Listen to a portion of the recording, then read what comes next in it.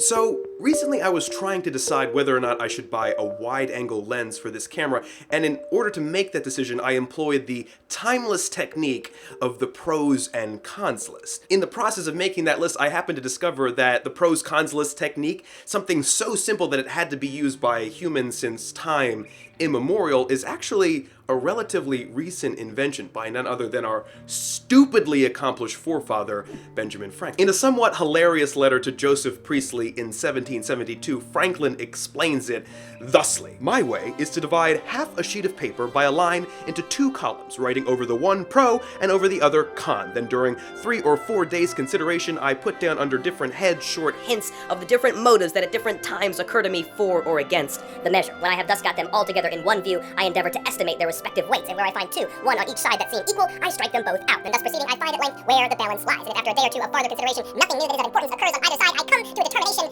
accordingly." Now, Franklin may merely have been the first person to write this idea down, not the first to use it, but it got me thinking about concepts that appear to me as timeless, but which only seem so because I'm trapped in this particular place at this particular time. For example, the number 0. We use it every day in conversation: none, not, zip, zilch, zero, goose egg, but as a concept, 0 took many centuries to develop and a number of our greatest minds to comprehend fully. The best mathematicians of ancient Greece didn't even have a name for 0. It didn't, like it does for us, serve as a placeholder for writing big numbers. It wasn't until 650 AD that Indian mathematician Brahmagupta finally formalized how to reach 0 through addition and subtraction that the concept took shape. And it wasn't fully understood for another 1,000 years when Newton and Leibniz invented calculus and what it actually means to divide by 0. From math, totally normal segue, to sex, though heterosexuality is something we invoke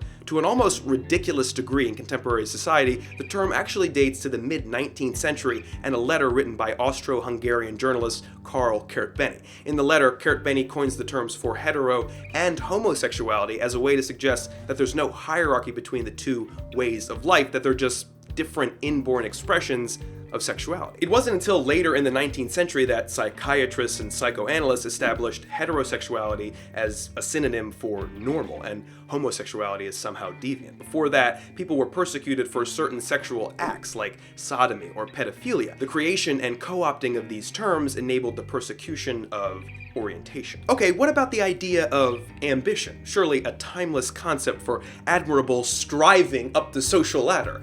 Actually, ambition is only as old as the social ladder is. It wasn't until the Middle Ages that social mobility became a viable option for members of society. Before the 16th century, social position was ordained by God, and classes were hermetically sealed parties. Nobody not born there could get in, or even entertain the idea of doing so. Ambition comes from the Latin ambire, which means to go around, specifically to go around canvassing for votes, as in the old Roman system. In ancient times, it was always used as a negative term, grouped together with pride and vainglory. But when the Middle Ages ended and modernity dawned, the English word ambition enters common usage as something positive to legitimize and reinforce the social climbing of the New World. Fast forward to today, and it's impossible to imagine office spaces without posters like this. And finally, childhood, a timeless archetype of purity and innocence. No, indeed, in the late 19th and 20th century, children were employed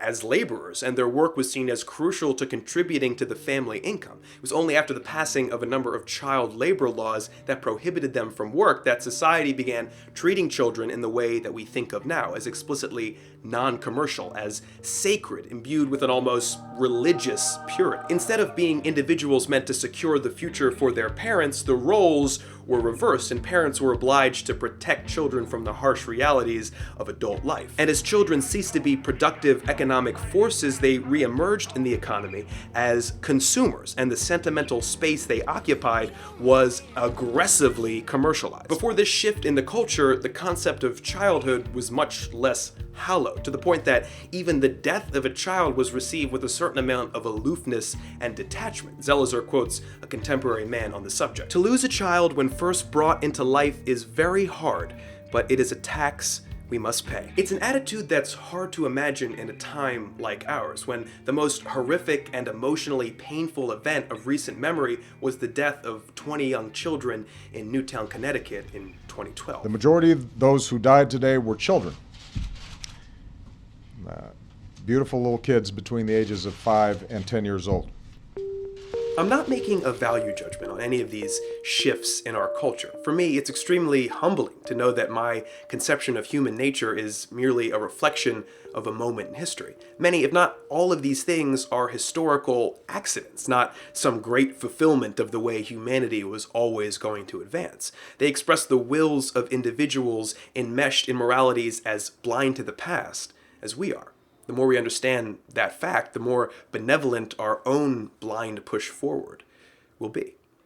Thank you all for watching. This is my friend Maya. Hi. She's here to tell you that if you're interested in this topic, there's a couple of other videos I did in which I explore these topics, one on the concept of love and one on the concept of logic, and I'll put the links here that you can click on. Maya really wants to tell you to subscribe to this channel, follow me on Tumblr and Twitter, and make sure that you stick around for the next one. Sorry I've been absent for the last couple of weeks, but listen, there's important things going on. He's back. He's back. I'm back. See you next time.